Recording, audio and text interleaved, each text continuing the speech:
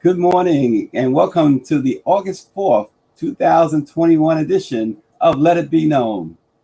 Eugenia Foxworth, the owner of Foxworth Real Estate in Manhattan, is the first African-American person elected president of the International Real Estate Federation, the global business networking organization for all professionals associated with the real estate industry. And while she has excelled in the real estate profession for more than 20 years, Eugenia Foxworth also harbors several hidden talents. She was the proprietor of a fine arts gallery on Manhattan's Upper East Side, the owner of a national skincare line, and a graduate of Drexel University with a degree in engineering and a survivor of a virus that attacked her heart at a young age. Eugenia Foxworth joins us this morning. But first, of course, the headlines. The Centers for Disease Control and Prevention has taken new measures to protect renters from evictions. Over the past 2 months, the new prohibition on evictions will apply, or over the next 2 months, I should say, will apply to communities with high or substantial COVID-19 transmission. A formal announcement is expected today. And with reaction, Congresswoman Maxine Waters, I'm seeing something else go through here, but she says, my hope is it's going to be a new moratorium that in some way covers close to 90% of the American people or renters. She said that she applauds President Biden for his administration taking this action. Congresswoman Waters says, from the bottom of my heart and on behalf of millions of renters, I thank the president for listening and for encouraging the CDC to act. So millions of families have been spared this horrible plight of eviction, at least temporarily. Now we're joined by our president and CEO of the National Newspaper Publishers Association, Dr. Ben Chavis. Good morning, Dr. Chavis. Good morning, Stacey Brown, and on behalf of the National Newspaper Publishers Association, the Black Press of America, representing 230 African-American owned newspapers and media companies across the country. Karen Carter Richards, our distinguished chair. We just are so pleased. This is another day that the Lord have made, and I'm glad the headlines speak to some good news for Black America. Yeah, absolutely. Dr. Chavis, and on Tuesday, the families of George Floyd and Hunter Britton met with U.S. senators in hopes of passing the George Floyd Justice and Policing Act.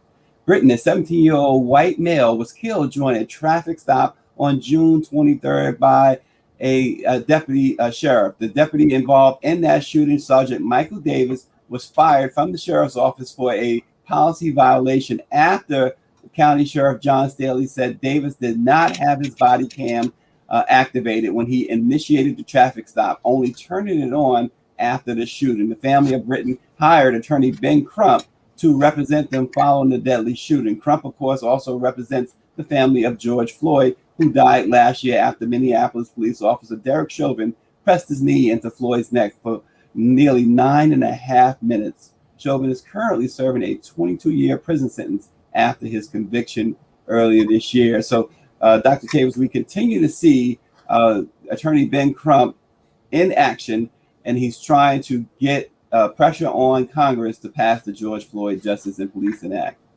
Well, absolutely. I think that Congress has a lot on its plate. The George Floyd Justice and Policing Act, the John Lewis Voting Rights Act reauthorization, the infrastructure bill that looks like may get bipartisan support. The For the People Act, which is a larger also restoring voting rights. So there's a lot that has to happen. And we're very pleased that the Biden-Harris administration extended the ban on evicting 6 million people out of their homes. Yeah, and Dr. Chavis, I know that the National Newspaper Publishers Association and the Black Press of America joins in saluting Simone Biles. She said yesterday that her bronze medal win on the balance beam in Tokyo means more than her gold medals because it represents her focus on mental health and her perseverance. She told during a TV interview yesterday, she said, it means more than all of the goals because I pushed through so much the last 5 years and the last week while I've ever been here. She says it's been the toughest she's ever had to go through. The 24-year-old said she was nervous, while she competed, and she was also shocked that she medaled out. But I didn't really care, she says, about the outcome. I was just happy that I made the routine and that I got to compete one more time. After withdrawing during the team gymnastics final, Simone Biles pulled out of other events, including the individual all-around and uneven bars finals. She said her mind and body were not in sync, resulting in a case of what they call in gymnastics the twisties. So, Dr. Tavis, we congratulate Simone Biles. What a comeback. Absolutely. And keep in mind, at 24 years old, she still has a great career ahead of her. She's already had a great career. She's known by the rest of the world as the greatest gymnast of all time. And so, we wish her well. And the issue of mental health is something that we all need to deal with, particularly in Black America. And so, we support her, and we're looking forward to having Simone Biles herself on Let It Be Known.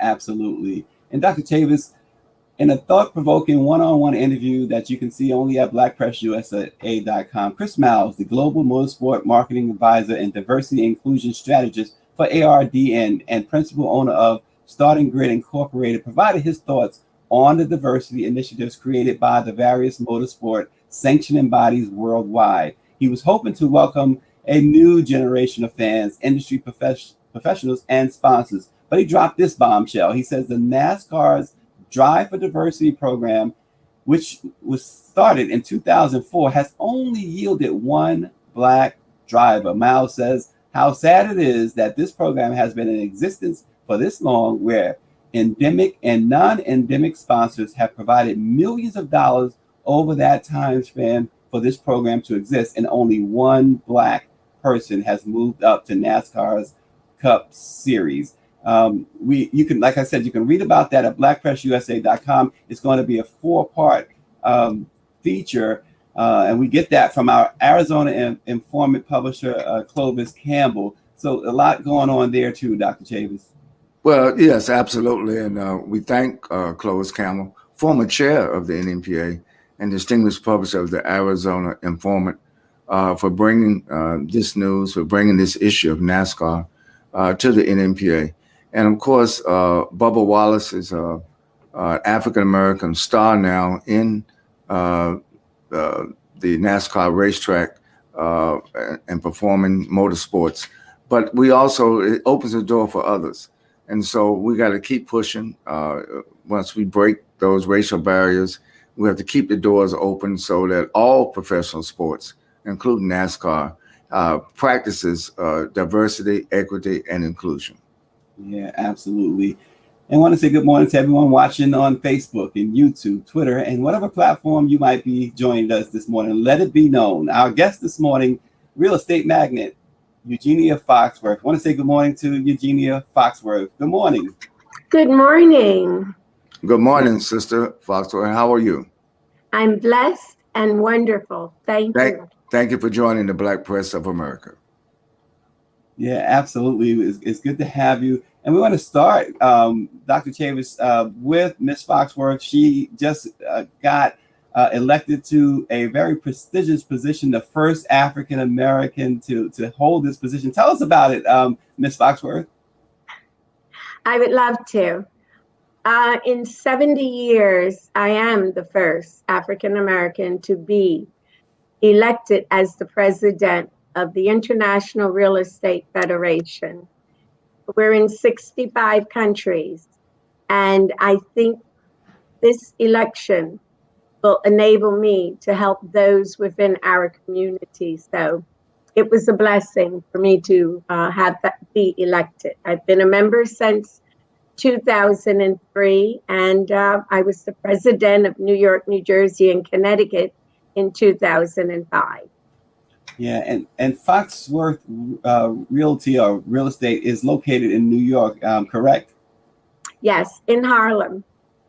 Okay, and so tell us about, before we get into anything else, paint the picture for us. How are you able to, in an industry really, Ms. Foxworth, that's dominated by white folks, put it that way, you were able to make more than just a name for yourself. We see you have really carved out a niche in a tough market, and you thrived. Tell us the secret to your success. I think it's my belief. I believe, and I had two wonderful mentors, my father, and I'm an only child. My parents divorced. And my father told me, you can do anything that you want, as long as it's not illegal, immoral, and you don't mind people doing it to you. So for me, I hate when someone says, you cannot do this. I just do it. I go on and do the various things. Then when I was the first identifiable Black, because there were Blacks at that time, flight attendant, and everyone wondered, well, where did I come from? I received a phone call from a gentleman who I didn't know who he was. I was living in Philadelphia, and I received a phone call. Where did you come from? Who sent you? And I thought, what a strange question, but I answered it. And I found out later, because there was no group behind me, that I ended up getting a job working with an airline at that time where it was limited. The gentleman was Barrett Rustin, and he stayed with me for a while. I found out who he was, and he followed my career.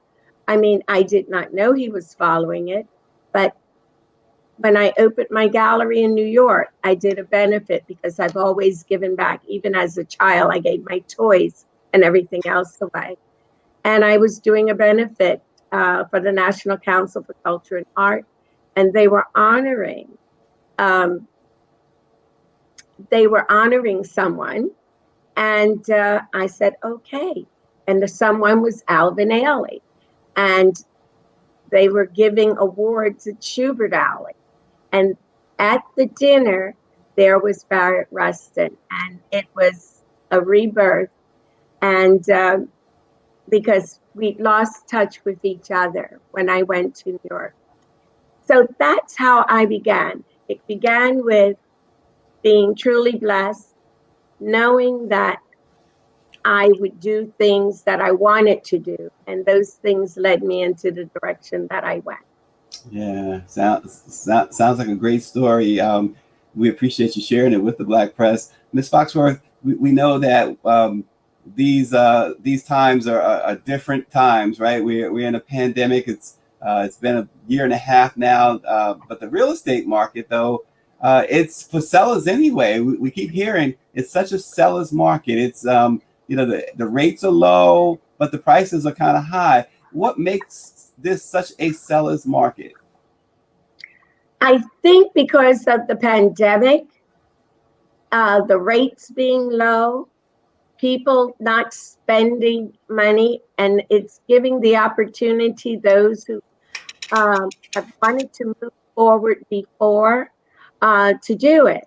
I think the stimulus and not spending has enabled a lot of us to set money aside and move up. It's like moving from one small place to a larger, or moving out of the city.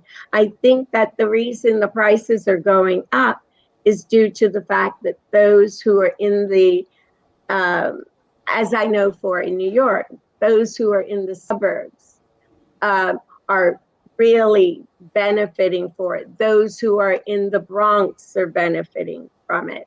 And a lot of our inner city areas, because people are now going and purchasing. And those people, owners, are saying, hey, wait a minute, I'm not giving this away. And they are increasing their prices. Though they're increasing their prices, it's still not as high as they should be. Now, some have run into issues, right?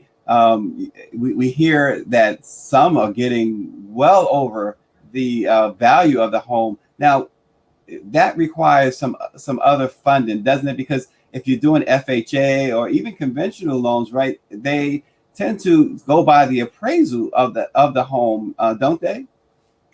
They do, but as far as appraisals, it's the last 6 months, only the last 6 months. So we were sort of stagnant for a while, even though we were still trying to sell. So once those 6 months have ended, it's like you can put whatever price you want on it because the appraisers have to use the last 6 months. And also, depends on your broker, depends on the agent. I've always did the value of a property. I always have put properties on the market for what they should be, not for what someone else or another real estate person says it should be, because it should not linger on the market. Yeah, and Ms. Foxworth, now on the other side of the coin, we also, prior to the pandemic, we had a lot of folks buying second properties, rental properties, and now we see just this morning on our first headline was about the moratorium extended on renters. How is that affecting the market, and any thoughts you can provide on the eviction moratorium and how it affects everyone involved, the landlord and the tenants? This is a very sad time, but it's a good time for people to be able to maintain their homes or their apartments. For me, that moratorium is helpful. But on the other hand, it gave so much to those of us, especially within the Black and Brown communities, to regroup and to be able, because a lot of our inner city and our Black neighborhoods have been affected. So for me, it is very helpful. The rental market, a lot of people who rent, or the people that really cannot afford to buy. So that was to their advantage. On the other hand, there are those who could afford to pay, but they took advantage of it. And that has affected the landlords. There are a lot of landlords that have that have been renting their homes in brownstones, and there are those who are in mid-rises. Those who are in mid-rises, by not getting their rent, they can't afford the upkeep, and they too are losing some of their buildings. I mean, the more money you have, the safer it is. But as I try to work for and have done, I have been fighting before the pandemic for people to maintain their homes. I do it free. I know how to do various things, put things in place to keep the people with their brownstones or townhouses from losing them. Some people receive their second homes because of the lotteries that cities have offered. But they still have to pay their mortgages and the upkeep, etc. Those people are being affected because they're not getting the rent, or they may have lost their jobs. These are working class people, and the medium incomes cannot be more than $70,000 a year. I know because I'm getting theirs. I mean, in some states and all, it could be up to 150. I mean, we don't count Washington, D.C. because they have highest, but I'm talking about on the average. Yeah. Dr. Chavis, the president has repeatedly stated that he set aside in the American Rescue Plan $47 billion for situations just as Ms. Foxworth is speaking about, but only $3 billion of that. The states and municipalities have only used $3 billion of that. So it seems, Dr. Chavis, that a lot of this falls within the states and the local jurisdictions. Absolutely. Well, there are a lot of Republican governors that don't want to cooperate with the Biden-Harris administration. And even though there are billions of dollars already allocated to the states to protect the landlords, to protect the renters, and to protect homeowners, that money has not been distributed. And I think President Biden was right to call him out yesterday. You remember what he said? He says, look, either help us or get out of the way. And I think that we have to put pressure. Congress did this is money that's already allocated. So it's a matter now of getting the implementation and the enforcement of the laws that have been passed by Congress. But one of the things I wanted to ask Sister Foxworth, thank her for her leadership in the real estate area, the whole question of gentrification. And a lot of our major cities, Sister Foxworth, indigenous Black and brown residents, homeowners, are losing their homes because of gentrification. And I noticed even in Harlem, a lot of what used to be Black-owned properties in Harlem are no longer Black-owned. Can you talk about, from your perspective, how gentrification is affecting Black and brown communities in New York, but across the nation? Lack of education and greed. And I see it, and that's why when it's to me, people are going in. I'll give you a good example. Someone has owned a building, they have a commercial space downstairs, been there for years. People know that it's there. Upstairs now, they're buying properties because they're inexpensive in comparison. They buy it, they know what's going on, they report. This is a part of gentrification. They report it to the city. One person that I'm referring to had 19 fines. You can't pay for things, and you're constantly paying for fines. Gentrification has, as I said, has affected our community. You look at 125th Street, it looks like 42nd Street. Our mama and papa stores are being pushed out. And that is something that I find intolerable. And that's why I feel that what I'm trying to do is get people educated. And being in my position even prior to that, I tried. But now I have visibility. And I'm trying to get academics from the various universities to become members, giving them free membership so that their students who are working in trying to get college degrees, they're going to school to become architects, they want to be attorneys, they want to be accountants, whatever, but to get them involved, so that I can give scholarships to these students. There are students that are getting scholarships and they're not within our brown and Black communities. I just most recently, because I am a trustee for the FIABCI-org, which is the international, part that's in Europe. I'm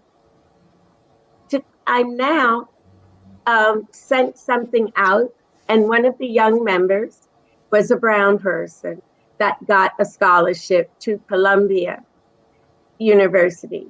And that's what I want for students, whether you're going to a city or a state college. They can learn. They have the extra money. Go back into the community. That is how we save our communities. And there's so much history. And our history is being lost. Every time I see a church that's become a condo, it bothers me. I have a small church now that's been in existence been in that space since '84. Everyone said, why are you putting it on the market as a church? Because it is an existing church. Everything is there. The pulpit is there. The pews are there. The chapel is there. Because I want to sell it as a church. Yeah. And gentrification has taken away a lot of our history. It's having people being relocated. Some of whom don't have the money to go where they want. There are people that are in shelters now that are working people, mothers with children, and people think it's, because they can't afford the rent. That is what gentrification is doing. So where do they go? Their apartment burns. They can't get another apartment because they're not in this newly created high rental bracket. Don't get me started on this. I'm sorry. That's quite all right. We have a question from our publisher down in Fort Lauderdale, Bobby Henry of the Westside Gazette. He says, what about reverse mortgages and how seniors have fallen into that possible trap? How can they get help?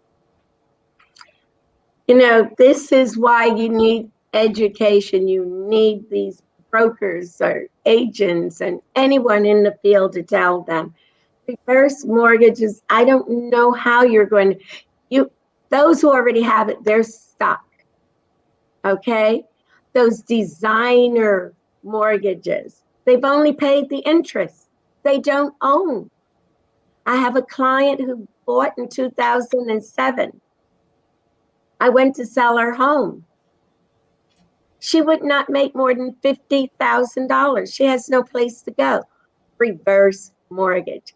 Seniors are getting stuck. They not only seniors, others are as well. I mean, to me, I don't know what to say and how to do it. You know, you don't own. You know, you're giving away your properties, not knowing it because they think that this is going to protect them. Yeah, and Ms. Foxworth, we're running out of time, but we did want to ask you, as the president of an international organization, can you discuss the state of real estate in other areas of the world?